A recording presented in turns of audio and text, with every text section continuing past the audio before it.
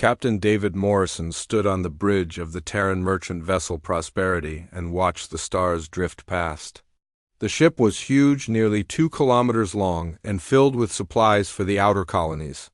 Food, medicine, construction, materials, and hope. That's what they carried on these runs. "Captain, we're entering the Kepler corridor," said Navigator Lisa Park. She was young, maybe 25, and this was only her third deep space mission. "All systems showing green," Morrison nodded. The Kepler corridor was supposed to be safe, neutral space that no one claimed. Merchant ships used it all the time because it cut 3 weeks off the journey to the rim colonies. Pirates, sometimes, lurked here, but the Prosperity had basic shields and some old defense guns. Nothing fancy, but enough to scare off small-time raiders. "Keep us steady, Park. We'll be through in 6 hours," Morrison said.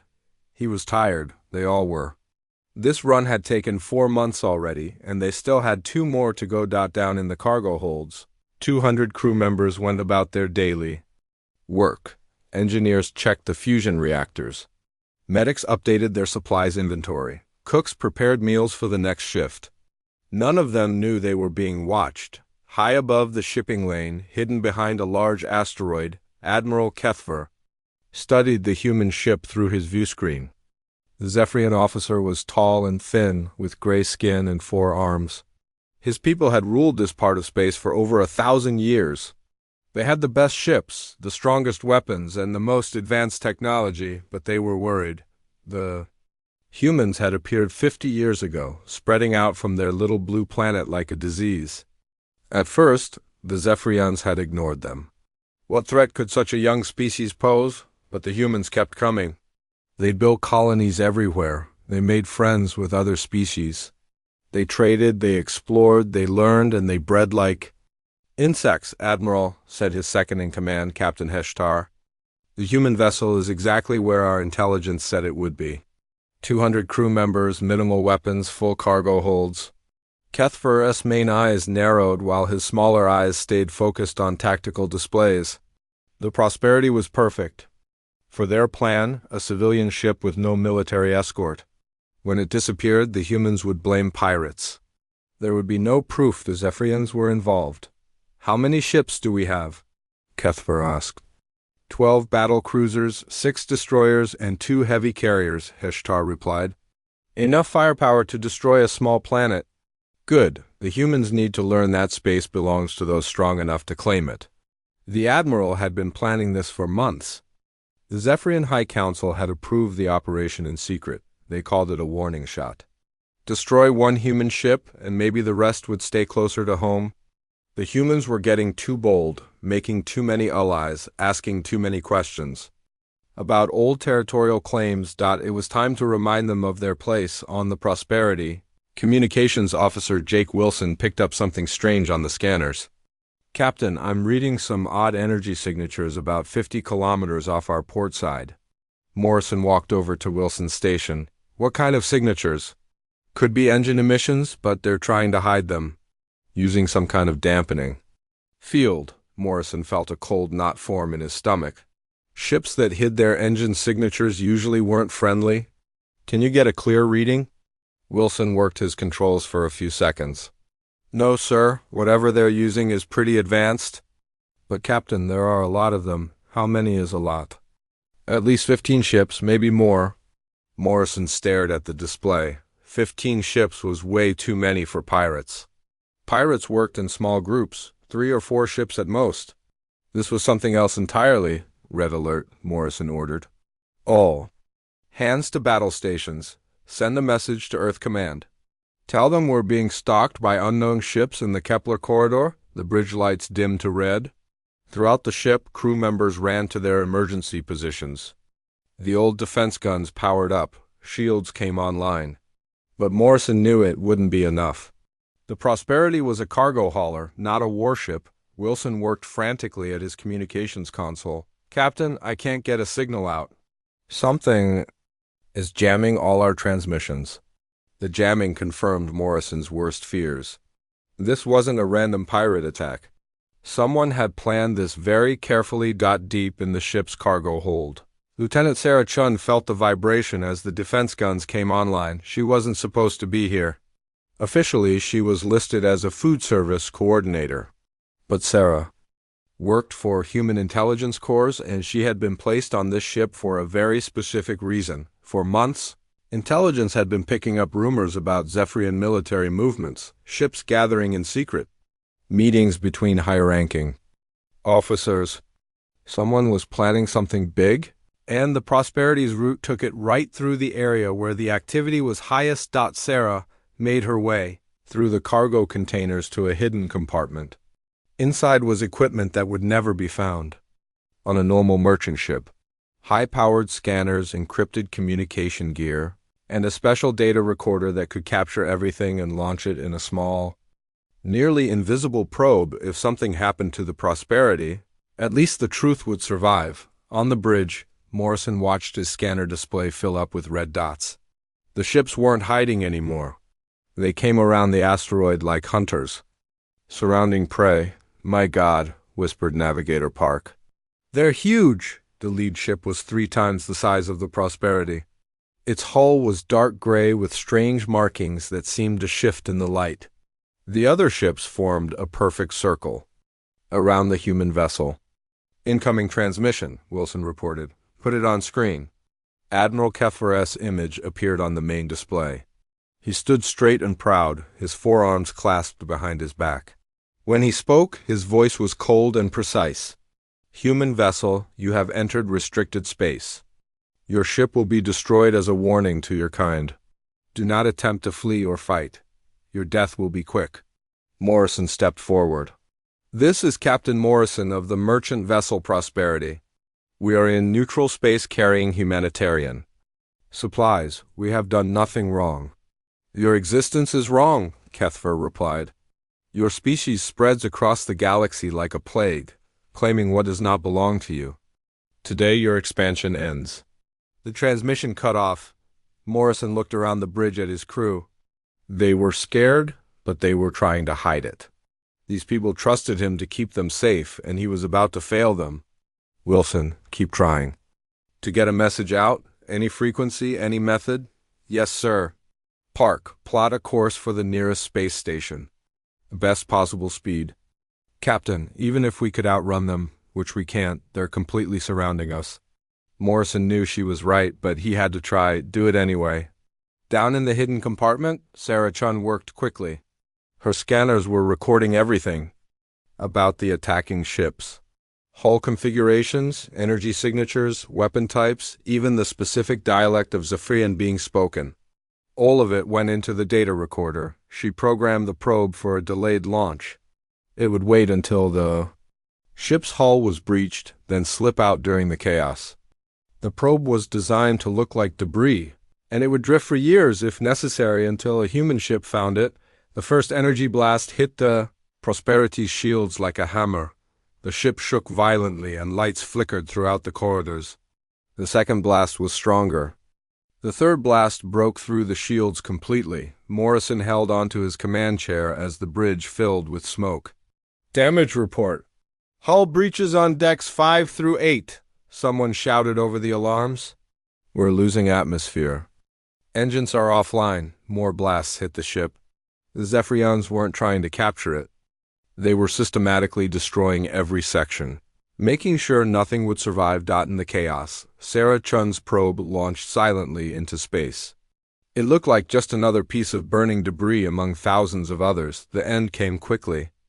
After that, the Prosperity's fusion reactors overloaded, and the ship disappeared in a bright flash that could be seen for hundreds of kilometers. Merle Keffer watched the explosion with satisfaction.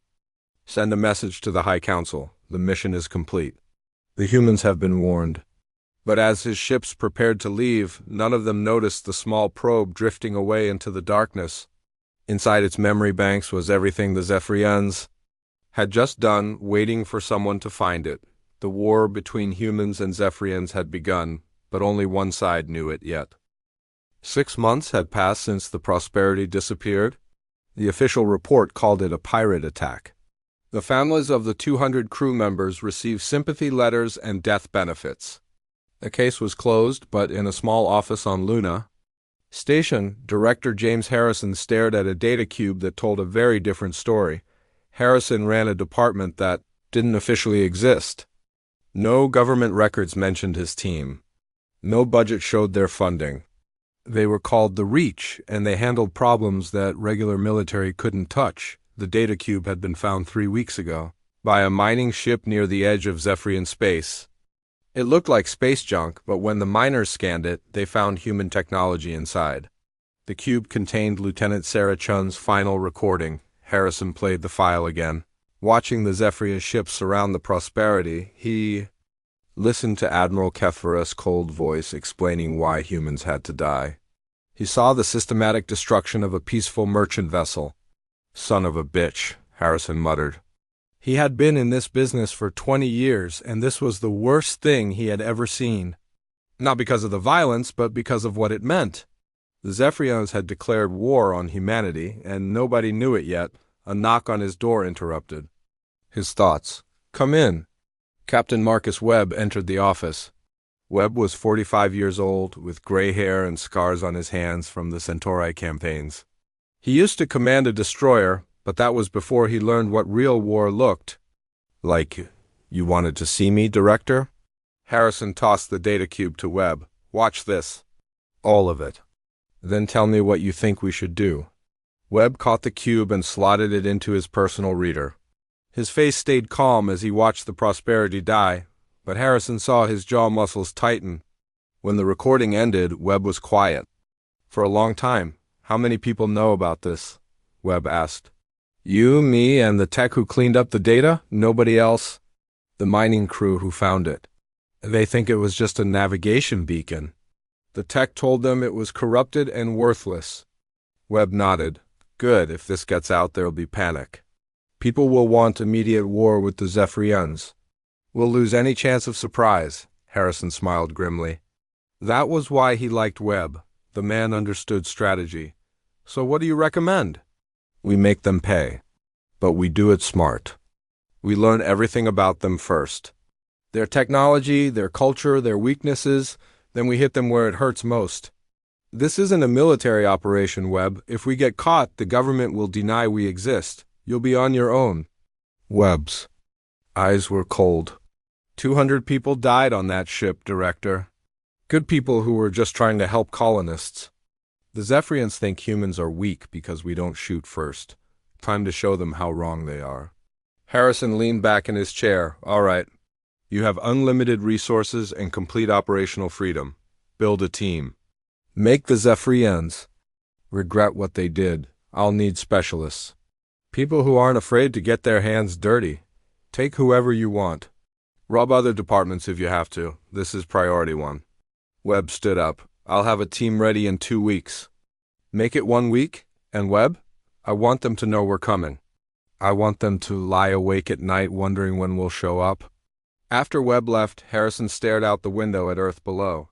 Humanity had been exploring space for only 50 years, but they had already made enemies. The Zephyrians thought humans were young and weak. They were about to learn that young didn't mean harmless. Webb spent the next week traveling across human space, recruiting the people he needed. His first stop was a prison on Titan where Dr. Elena Vasquez was serving time for assault. Elena had been a xenobiologist before the war. She studied alien cultures and languages.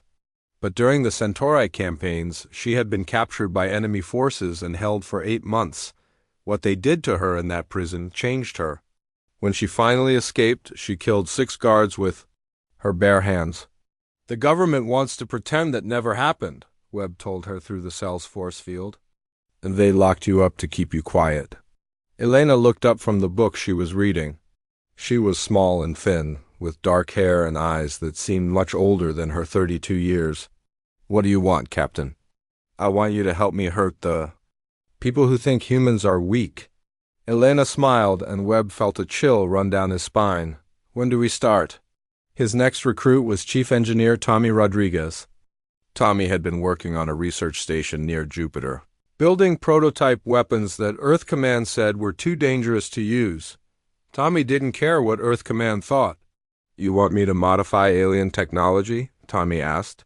He was a big man with thick arms and permanent grease stains on his clothes. That's highly illegal. So is murdering 200 civilians, Webb replied. The Zephyrians started this war. We're going to finish it, Tommy grinned.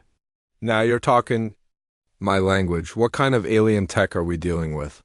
Webb showed him the technical data from Chun's recording. Tommy studied the Zephyrian ship designs, his eyes getting brighter with each page. Oh, this is beautiful, Tommy said.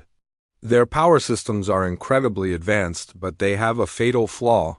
They rely too much on automated systems. Hack their computers and you own their ships? Can you do it? Captain, by the time I'm done with their technology, they'll wish they had never invented computers. The rest of Webb's team came together quickly. Maria Santos, a communications expert who could break any encryption. Jack Foster, a pilot who could fly anything with engines. Dr. Kim Park, a psychologist who specialized in alien cultures. 8 more specialists, each with skills that would make the Zephyrians' lives very difficult. They met for the first time in a converted cargo bay on the dark side of Luna. No windows, no recording devices, no way for anyone to listen in. Webb looked at his team and saw 11 people who had nothing left to lose. 6 months ago, the Zephyrians destroyed a merchant ship called the Prosperity, Webb began. They killed 200 innocent people because they thought humans were getting too powerful. They want us to stay close to Earth and never challenge them. He activated a holographic display showing the attack. The team watched in silence as the Prosperity burned. The Zephyrians think they sent us a message, Webb continued. They think we'll be scared now. They think we'll back down. They're wrong, Elena raised her hand. What's our objective? Kill their leaders? Destroy their ships? Make them afraid? All of the above, Webb replied. But we start by learning everything about them. Their technology, their tactics, their psychology. The Zephyrians have been the dominant power in this region for 1,000 years. They think they're untouchable. We're going to prove them wrong. Tommy leaned forward. How do we get close enough to study them? Zephyrian space is heavily guarded, Webb smiled. We're going to become Zephyrians. Dr. Park looked confused. You mean disguises? Surgery, whatever it takes. Elena will study their culture and teach us how to act like them. Tommy will modify our ships to look like theirs. Maria will crack their communication codes. We're going to infiltrate their entire society. That could take years, said Jack. Then we take years. The Zephyrians think in terms of centuries. If we want to beat them, we have to think the same way. Webb activated another display showing star charts of Zephyrian space. We have advantages they don't expect. We're adaptable. We're creative, and we're absolutely furious. They killed our people and thought there would be no consequences. Time to show them what human consequences look like. Elena stood up. When do we leave? Tomorrow. We have a lot of work to do. The team spent the next month preparing. Elena studied every piece of information about Zephyrian culture. Tommy built devices that could hack alien computers. Maria learned to speak 3 different Zephyrian dialects. Their first mission would be reconnaissance only. Get close to Zephyrian space, observe their patrols, and learn their patterns. But Webb knew that soon they would be ready for more direct action. The Zephyrians had made a terrible mistake when they attacked the Prosperity. They had awakened something in humanity that had been sleeping. Something patient and clever and completely ruthless. Admiral Kethver was about to learn that when you attack humans, they don't just fight back. They study you, they learn your weaknesses. They become your nightmare, and they never, ever. 2 years had passed since Webb's team disappeared into Zephyrian space. On Earth, most people had forgotten about the Prosperity. Life went on. Ships continued to carry cargo between the stars. The official story about pirates was never questioned, but in the halls of the Zephyrian High Command, Admiral Kethver stared at reports that made no sense. Explain this to me again, Kethver said to his intelligence officer, Commander Veltar.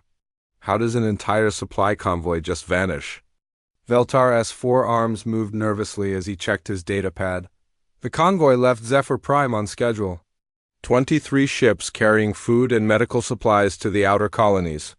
They were supposed to arrive at Kepler Station 6 days ago, and nothing. No distress signals, no debris, no trace of them anywhere. Kethfer walked to the window of his office and looked out at the capital city below. Tall spires reached toward the sky, connected by bridges that carried millions of Zephyrians to their daily work. This was the center of an empire that controlled 50 star systems. Nothing should be able to threaten it. Pirates? Kethfer asked. No, Admiral. Pirates would have taken the cargo and left the ships. These vessels simply disappeared, as if they never existed.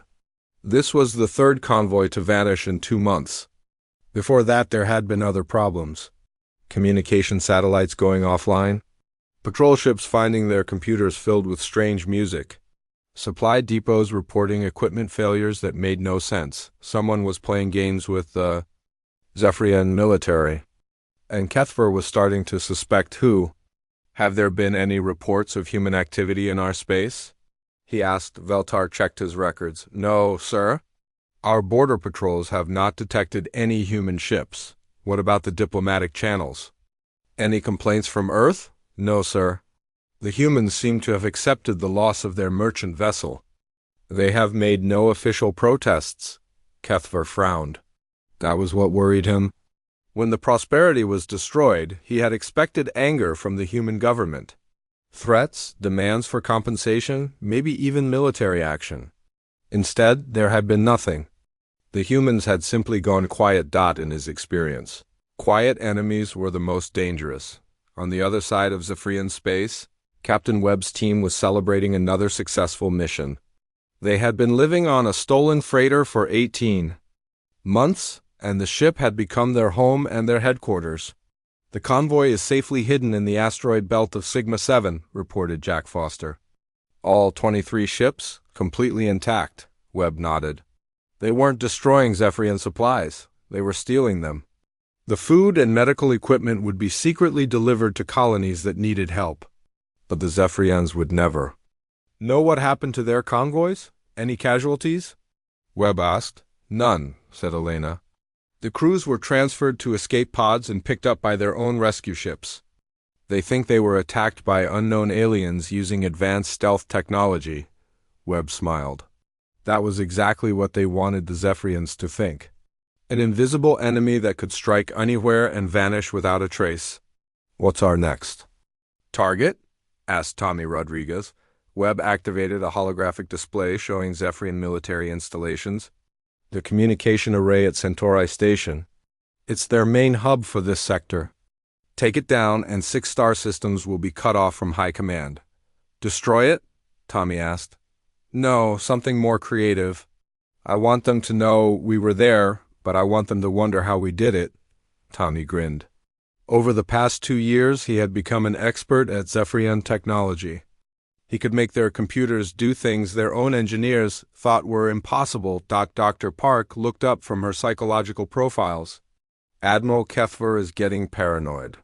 Our intelligence sources say he started sleeping in his office and checking his food for poison. Good, Webb said.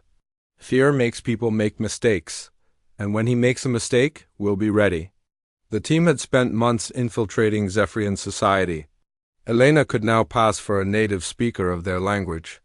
Maria had hacked into their communication networks and was reading their military reports in real time. Jack had learned to pilot their ships better than most Zephyrian officers, but their greatest advantage was something the Zephyrians couldn't understand. Humans didn't think like other species. They didn't follow predictable patterns. They adapted, improvised, and created solutions that no military academy taught. 3 days later, every communication array in the Centauri sector started broadcasting the same thing. Human music. Specifically an old Earth song called We Will Rock You. The Zephyrian technicians tried everything to stop it, but the signal kept coming back. When they finally traced the source, they found that someone had reprogrammed their entire network using methods that shouldn't have been possible. The code was elegant, beautiful, and completely untraceable dot at the bottom of the programming. Hidden where only the most skilled technicians would find it was a simple message. We remember the prosperity. Admiral Keffer received the report while eating breakfast in his office. He read it 3 times before throwing his datapad across the room. "Get me a secure line to the High Council," he ordered his aide. An hour later, Keffer was standing before a holographic projection of the 5 most powerful Zephyons in the galaxy. They did not look pleased. "Admiral," said High Counselor Zethmal, "explain to us how humans are operating freely in our space without being detected." "I don't believe they are in our space," Keffer replied. "I think they have found a way to attack us from a distance. That's impossible. No species has that level of technology. The humans do things that should be impossible. Look at how quickly they spread across their sector. Look at how many alliances they have formed. They don't think like we do." Counselor Heshvan leaned forward. "Are you saying that the humans are behind these attacks?" "I'm certain of it. The message about the prosperity proves it. They know we destroyed their ship. But we made it look like pirates did it. There was no evidence." Keffer felt a chill run through his body. There must have been evidence. Somehow, they know the truth. The High Council was silent for a long moment. Finally, Zethmal spoke. "What do you recommend, Admiral?"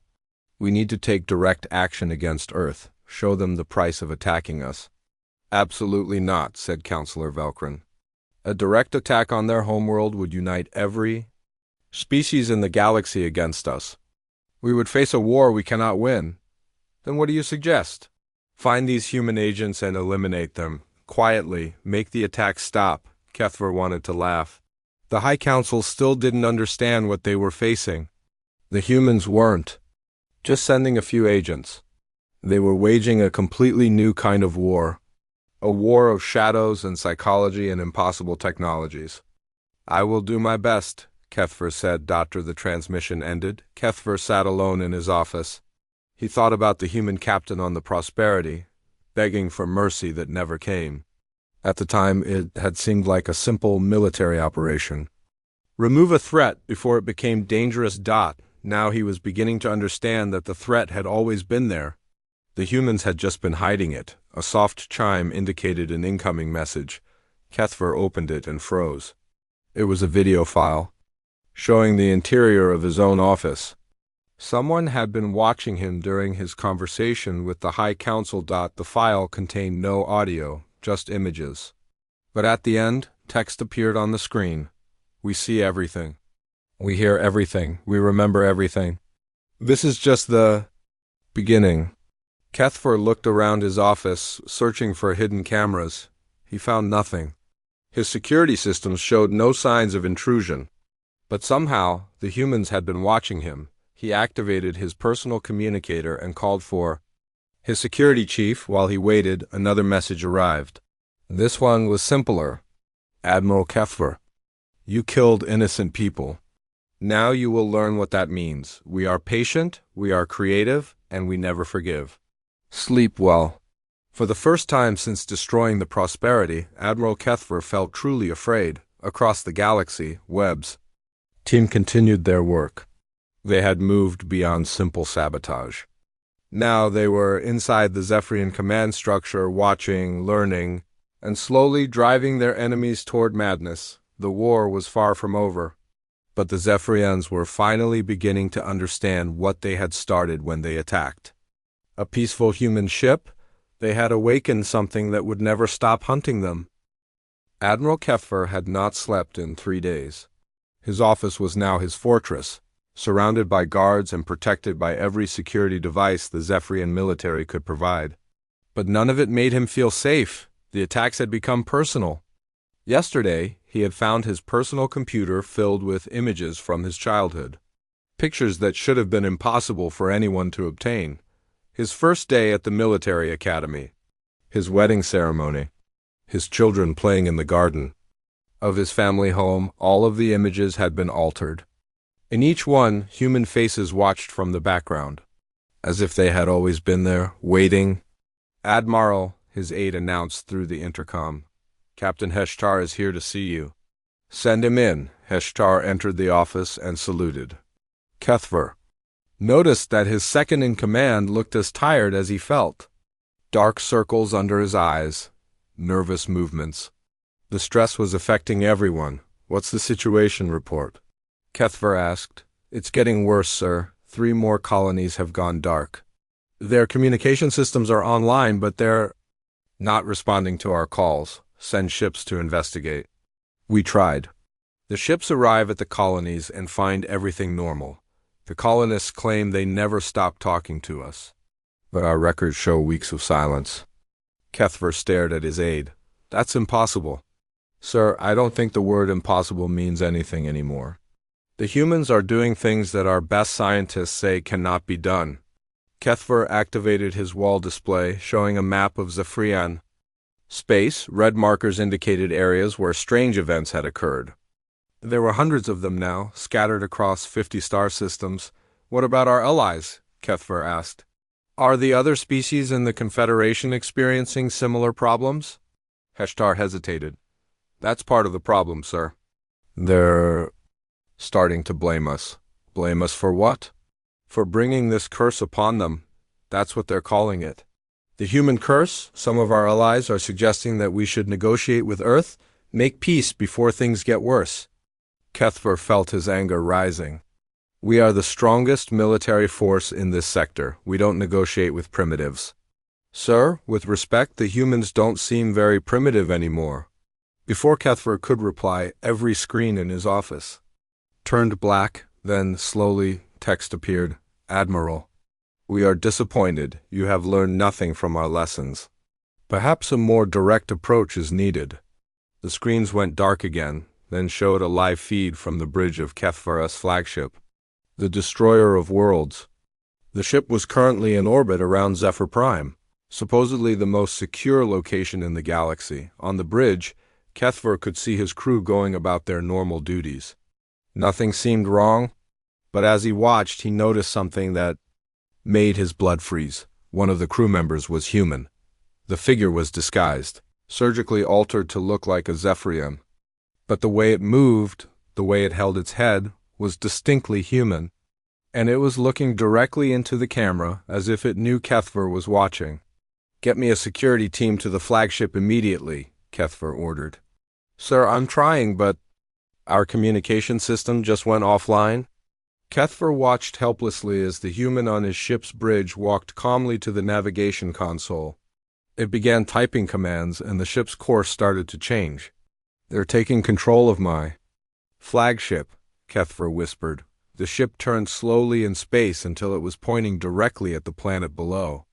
For a terrifying moment, Kethver thought the humans were going to fire on Zephyr Prime. Instead, the ship began broadcasting on all frequencies. The voice that came through the speakers was calm and human.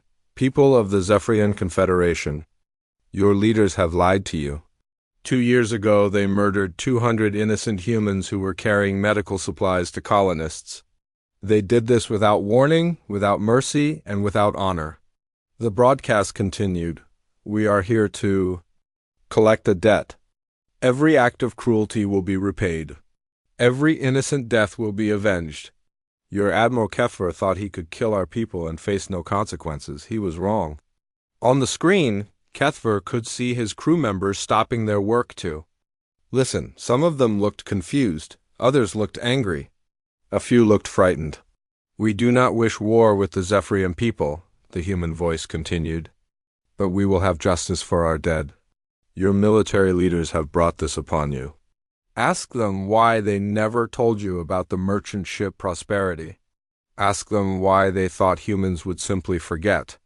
The broadcast ended, and normal communications resumed, but the damage was done. Within minutes, Kethver's personal communicator was flooded with calls from the High Council, colony, governors, and military commanders. Everyone wanted to know the same thing. Was it true? Captain Webb stood on the observation deck of his hidden base and watched the chaos unfold across Zephyrian space. The base was built inside a hollowed-out asteroid, completely invisible to sensors. From here, his team had been coordinating their campaign for 2 years. The broadcast is being repeated on every major news network, reported Maria Santos. The Zephyrian government is trying to jam it, but we have too many relay points, Webb nodded.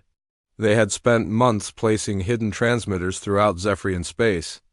Every time the government shut one down, 3 more would activate. What's the reaction from the general population?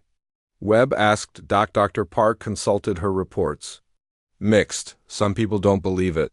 Others are demanding answers from their government. There are protests starting on at least 12 worlds. And the military, confusion and fear. Morale is collapsing. Some units are refusing orders because they don't trust their commanders anymore. Webb smiled grimly. This was exactly what he had hoped for. The Zephyrians had built their empire on the belief that they were superior to other species. Once that belief was shaken, everything else would crumble. Elena, how's our infiltration going? Elena looked up from her computer. Over the past 2 years, she had undergone extensive surgery to look like a Zephyrian. She was now serving as a communications officer on Kethvar's flagship. I have access to their entire command structure, she reported. Communications, tactical plans, personnel records. They trust me completely. Any sign they suspect you? None. They can't imagine that a human could fool them so completely. Their arrogance is their weakness. Webb walked to the center of the room where a holographic display showed the current state of Zephyrian space. Red areas indicated systems where his team had been active. There were very few green areas left. Tommy, what's the status of their military infrastructure? Tommy looked up from a pile of alien computer components. Compromised. We have backdoors into 70% of their networks. Their ships, their bases, their communication systems. If we wanted to, we could shut down their entire military tomorrow. But we're not going to do that, Webb said. We want them to surrender, not fight to the death. Jack Foster raised his hand. Speaking of surrender, we're getting reports that some Zephyrian commanders are asking for meetings with human representatives. Ignore them. We deal with Kethvar and no one else. He started this war, he needs to end it. Webb turned back to the holographic display. The Zephyrian Confederation was falling apart exactly as planned. But the hardest part was still ahead. They needed to force Kethvar into a position where surrender was his only option. All right, people, time for the final phase. Elena, I want you to arrange a private meeting with Admiral Kethvar. Tell him a human representative wants to discuss terms. Where? His flagship. I'm going to walk right into the heart of their empire and show him that we've been there all along. Dr. Park looked concerned. That's extremely dangerous. If they capture you, they won't. Because by the time I arrive, they'll be too scared to think straight. Webb activated his personal communicator and sent a coded message to sleeper agents. Throughout Zephyrian space, agents who had been living among the enemy for months, waiting for this moment. In 12 hours, the Zephyrians would wake up to discover that humans had been everywhere all along. In their military, their government, their families. People they had trusted, worked with, even loved. The psychological impact would be devastating. Admiral Kethvar would finally understand what he had awakened when he destroyed the prosperity, and he would beg for mercy that the humans might or might not give. The war was almost over. But first there would be a reckoning. Admiral Kethvar stood in the main conference room of his flagship, staring at the empty chair across from him. In 10 minutes, a human would sit in that chair. The same species he had thought was weak and primitive would look him in the eye and dictate terms. The past week had been a nightmare. Humans had revealed themselves throughout Zephyrian space. Military officers, government workers, even family members of high-ranking officials. People who had lived among them for years, earning their trust while gathering intelligence. The psychological impact had been devastating. If humans could fool them so completely, what else had they missed? What other secrets were hidden in plain sight? Admiral, his aide announced, the human representative has arrived. Send him in. The door opened and Captain Marcus Webb walked into the room. He wore a simple black uniform with no rank insignia. He looked tired but determined. Behind him walked Elena Vasquez, no longer disguised. Her surgically altered features had been restored to human appearance. Kethver stared at Elena. "You've been on my ship for 18 months. "Yes," Elena replied. "I've been watching you, learning from you, reporting everything to my team. You trusted me with your secrets, Admiral. You even asked my advice on military matters. You could have killed me at any time. That wasn't our mission. We wanted you to understand the consequences of your actions. Death would have been too easy." Webb pulled out the chair and sat down. "Admiral Kethver, we need to talk." Kethver remained standing. "What do you want?" "Your complete and unconditional surrender. Not just you, but the entire Zephyrian military." "Command structure. Impossible. We still have the largest fleet in this sector." Webb smiled sadly.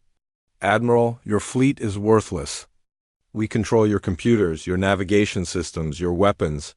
If we wanted to, we could turn your ships against each other. But we don't want destruction. We want justice."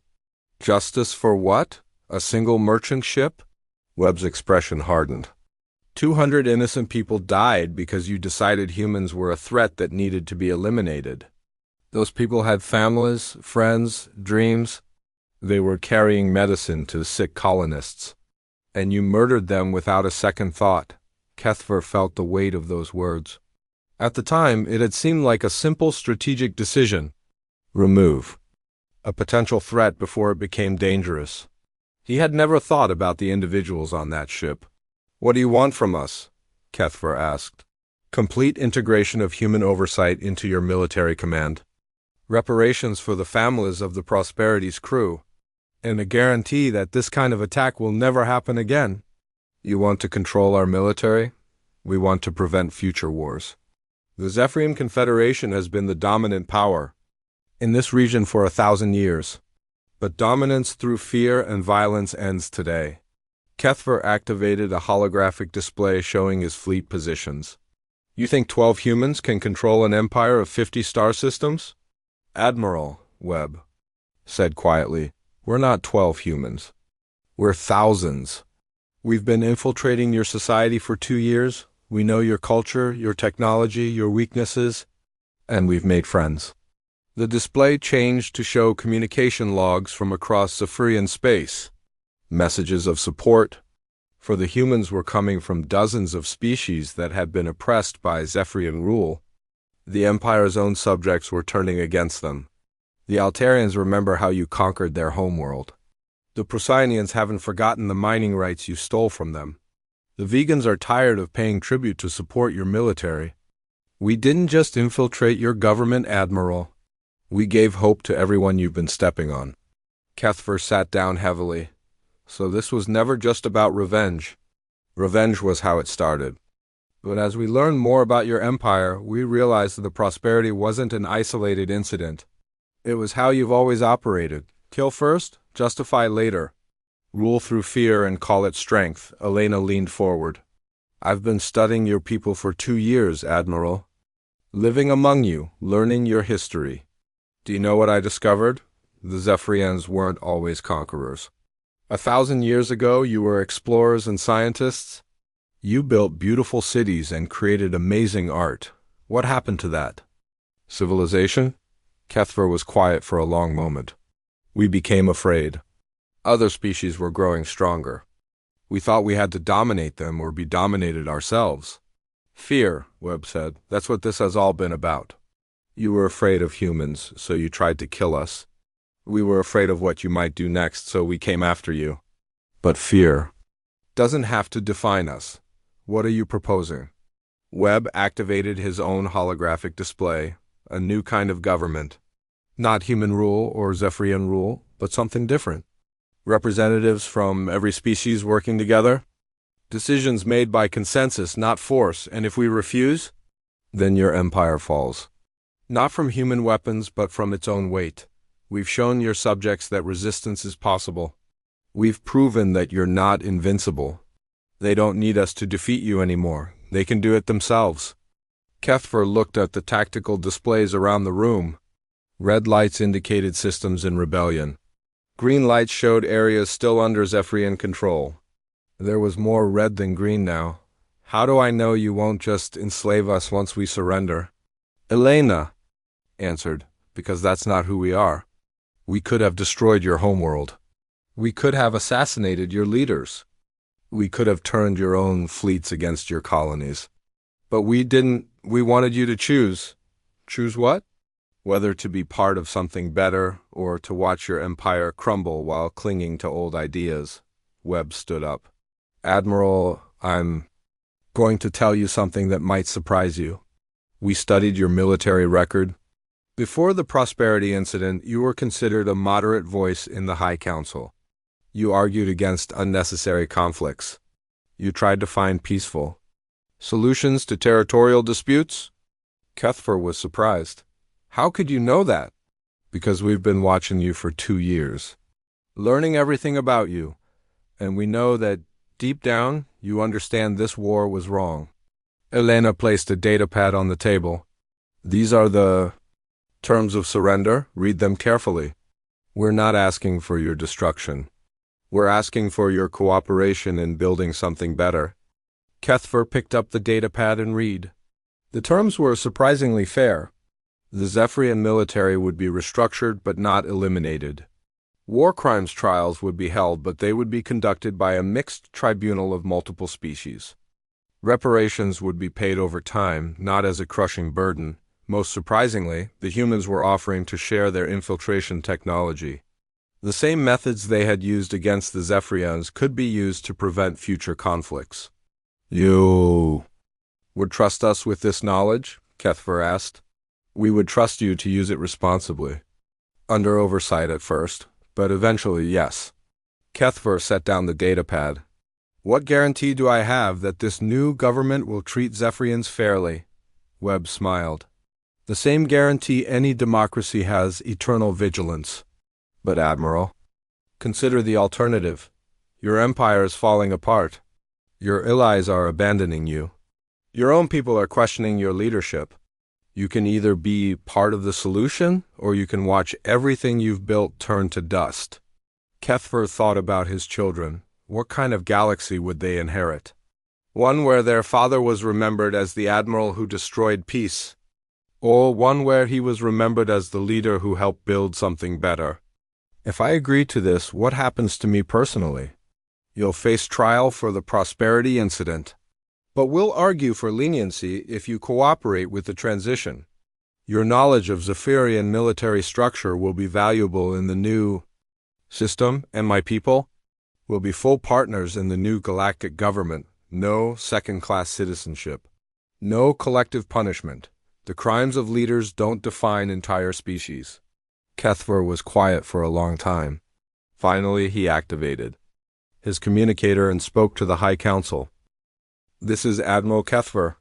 I am formally surrendering Zephyrian military forces to a coalition of allied species. The war is over. The responses from the High Council were immediate and angry. Threats, accusations of cowardice, demands that he continue fighting. Cuthfer listened to them all, then turned off the communicator. They'll never forgive me, he said. History will, Webb replied. Your children will.